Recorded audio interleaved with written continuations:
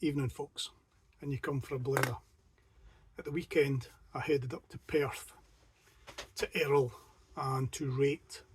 And at Errol I was at a big car boot sale, but it's all kind of well organised, semi-permanent pitches for people. And I met a young chap called Callum who runs THC Tools, and he kind of lives and breathes the old stuff, so we got on well. And he follows me on YouTube and he recognised me, which was quite interesting. So that was nice, getting recognised. I bought a couple of punches off of him. There was nothing really that was jumping out at me on his stall at that moment in time, but I will be back up and see if he's got any treasure for me at some point. So that was interesting. Also in Errol I got this from another vendor, a little folding rule, folds out to 2 foot.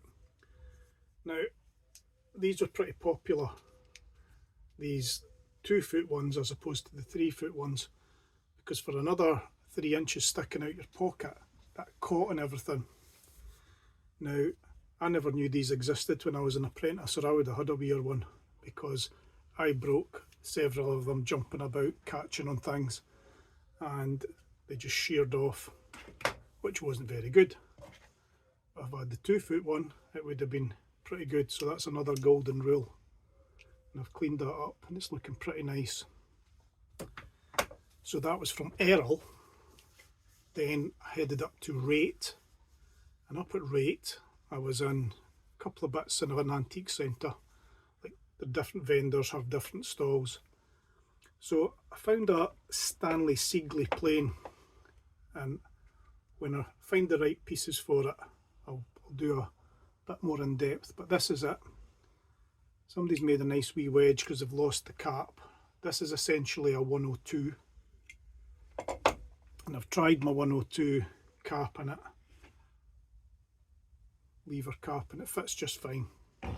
The knuckle fits fine, so I'm looking for an old one of them, and I'll clean it off and make it look of a certain age. But this is the Stanley Siegley, SBS Siegley. I'll just take that out so you can see it.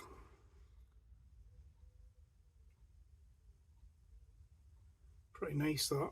Really heavily pitted there, but you might just see some of that writing there. Don't know if you can or not. Maybe. Anyway, it's there, and we will look at this again when I get the other parts. Probably paid a bit too much for it, and at the time I was thinking that this might have been true to its age, but when I saw this lever here, this adjusts it up and down. This could never have worked with that wedge because there's too much movement. Anyway, live and learn. But when do you see another one? You have to buy it.